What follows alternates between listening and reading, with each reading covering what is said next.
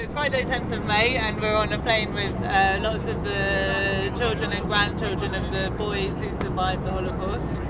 So about 74 years ago, actually on the 8th of May, 2 days ago, the camp Theresienstadt was liberated by the Russians, and that's where our grandfather was, and that was the beginning of his journey to the UK, where he survived the Holocaust and he created a whole new life.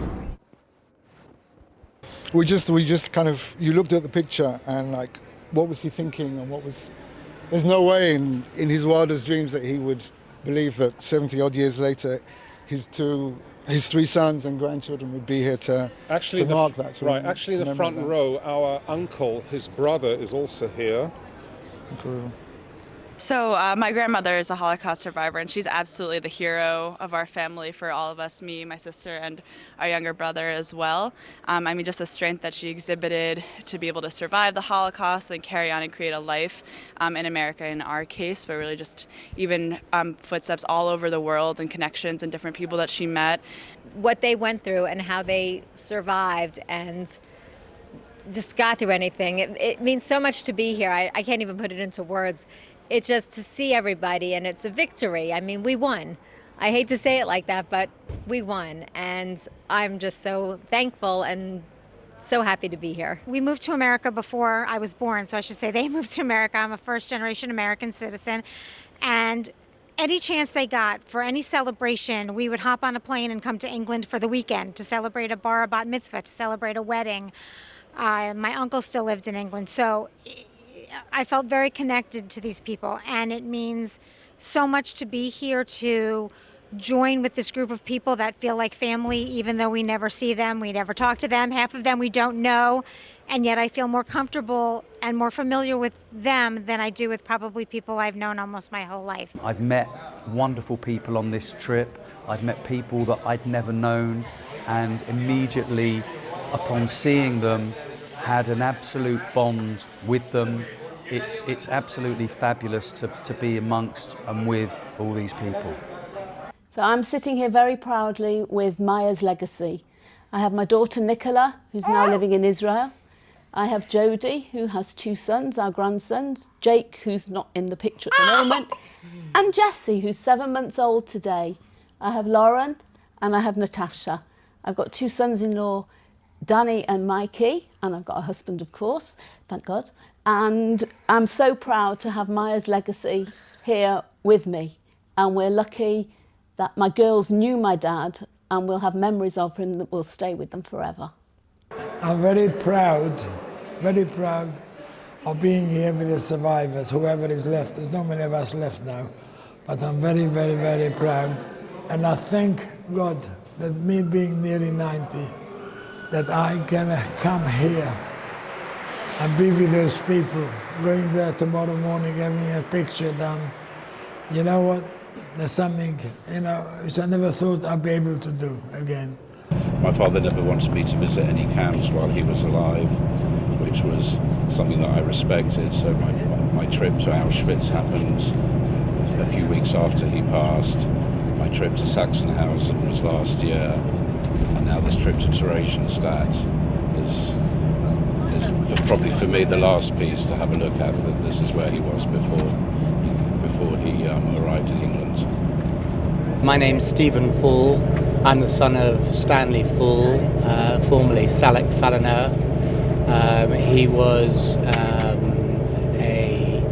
a survivor and one of the boys. He started his experience in Warsaw, in the Warsaw Ghetto, and then after the Warsaw Uprising was taken with his mother to Majdanek. Then he went to the work camp, Szczesnicy Kamienna, and then on to Buchenwald. I can only imagine that was a period must be unreal time for him, having suffered for 6 years and lost his family and all the experiences he had, the same as everybody else. To now be with a bunch of boys who've been through that, and they knew imminently they're going to be airlifted to Britain, to a new life, to this fantastic new place where they will be looked after and educated and everything else. So there must have been an unreal time for him. And so sort of now see the place where he was when he stayed, when he had those feelings, is going to be very special. Sometimes I think to myself, well, how was it he's so positive? How could he be such a gregarious individual, having had such a harsh experience? And he used to say, He used to say, I had a bad start in life, but things worked out better later. For us, it's we've been travelling around following my father and Noah's grandfather's story, and so for us this is actually close to the end of the journey that he'd had before he came to Britain. Well, we were just learning about the better conditions in Theresienstadt, and even though it was still very bad, it was better than all the other concentration camps. I think it's been a lot more emotional than I thought it would be, I'm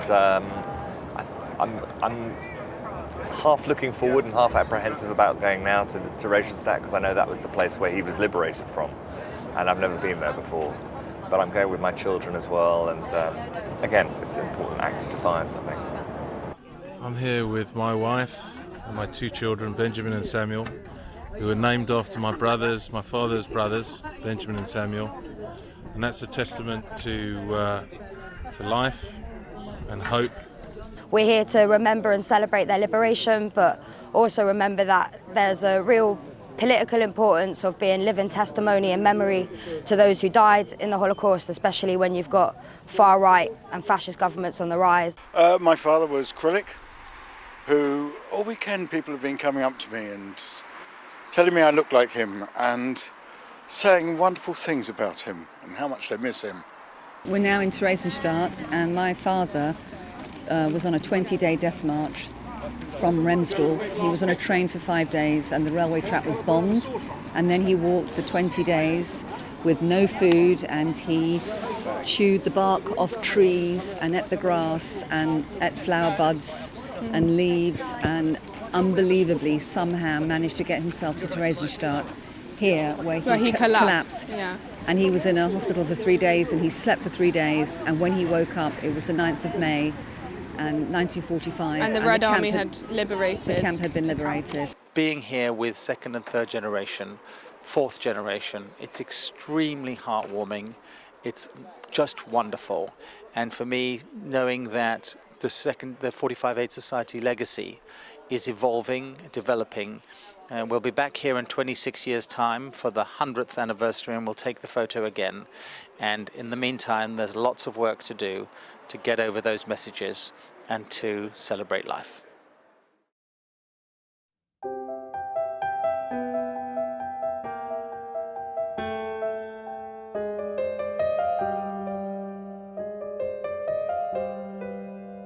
Oh, those days were miracles, obviously, and how can anybody forget? Fingers crossed everything goes according to plan, and this picture turns out to be the most amazing picture. About 2 years ago we had the idea of retaking this photograph, and in about 1 hour's time we're going to do it with 240 people just over there.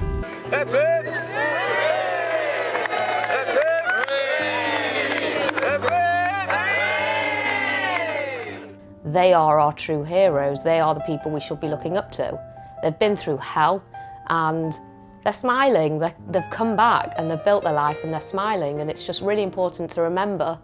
Excited and I was proud. But then we came to Theresienstadt, and I wandered into the crematorium. I was by myself. I didn't really know where I was going. And it is the saddest, the grimmest place I've ever been. And here you are, 74 years after the liberation. You have your own families, and some of you grandchildren, and even great-grandchildren. I name them in defiance, in respect, and in love. I name them to remind myself and the world that every human soul, every neshama, has a value beyond poetry, beyond words.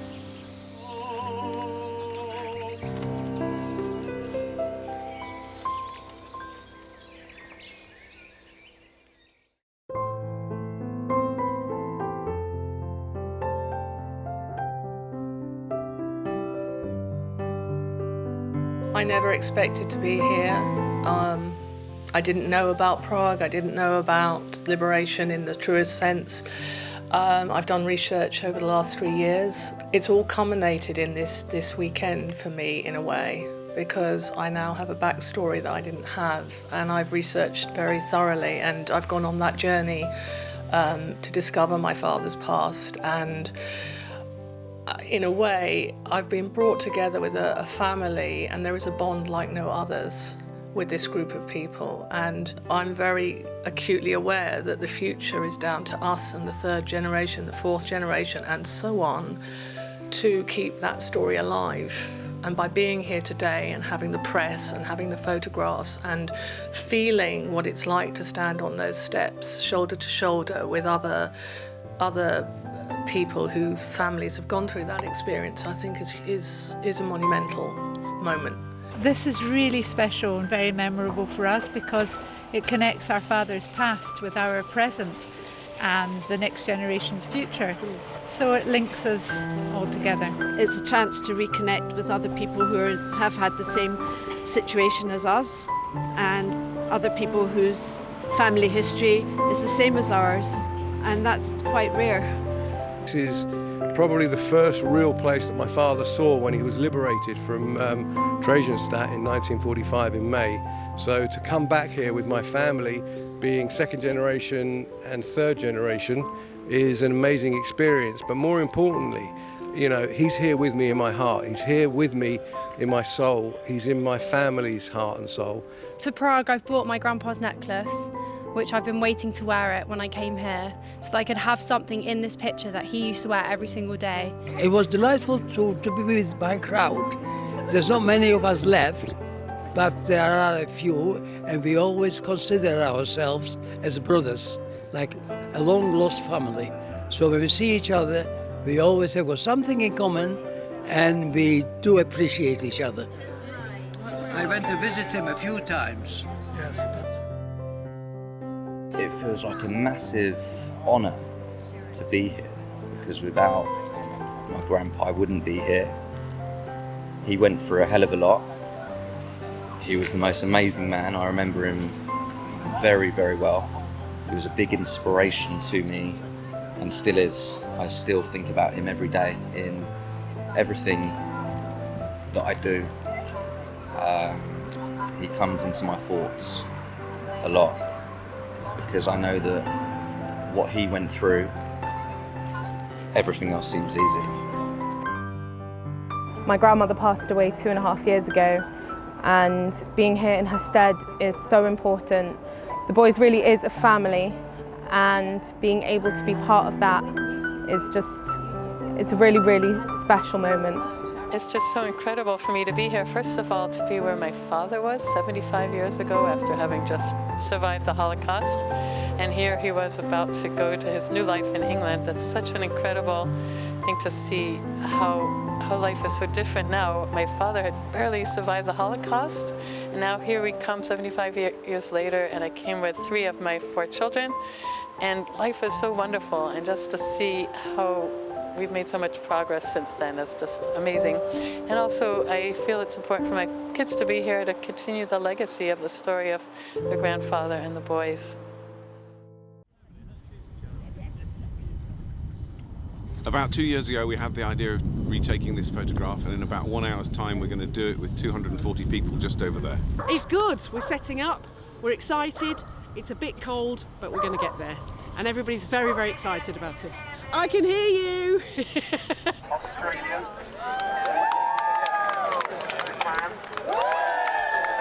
United States, Canada, Portugal, Spain, France, Manchester,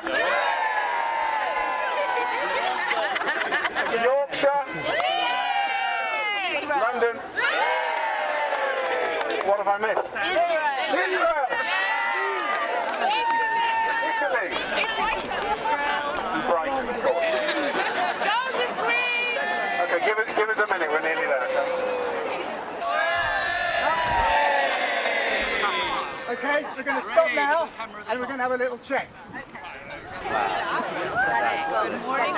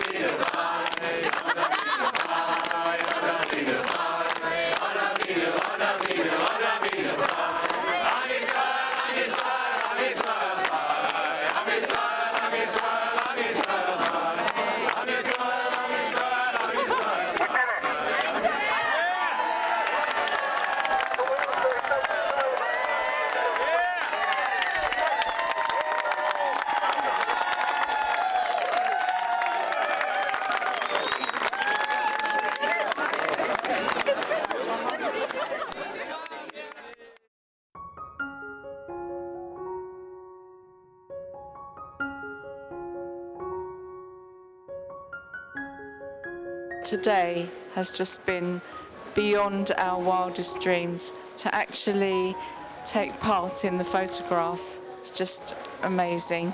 To think that my dad was there 74 years ago, and now to come to Theresienstadt, where I know it was his final place on his Holocaust journey, is just so emotional. Coming back here was very important to see, feel, understand what my dad went through and how possibly he might have felt when he was here. My dad, I believe, is in this picture, and he is there.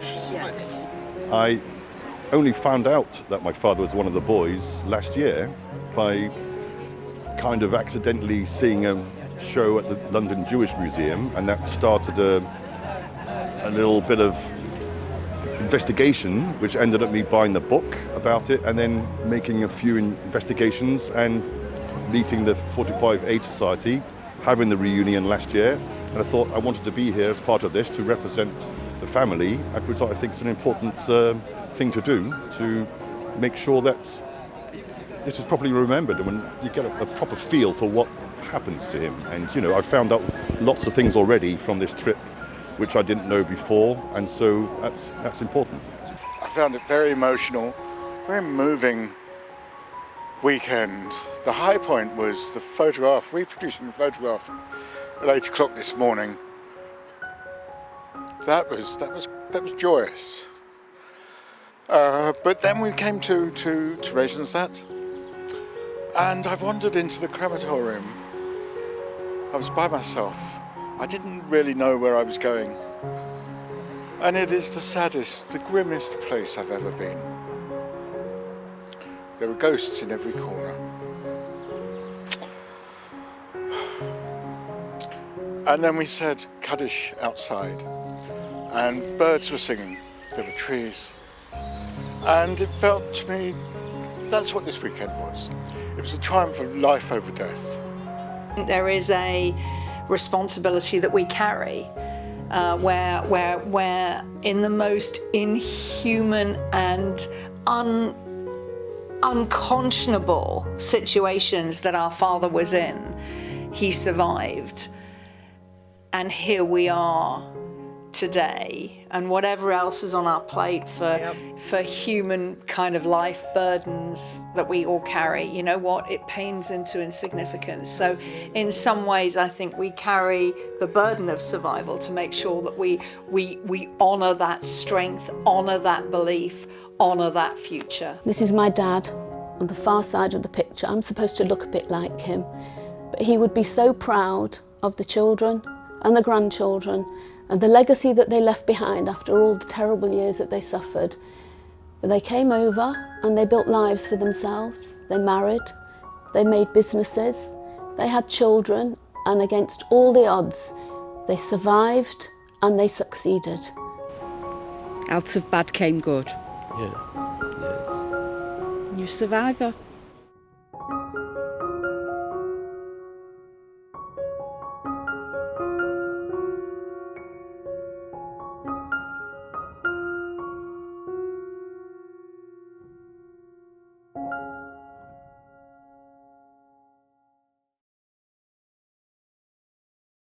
Happy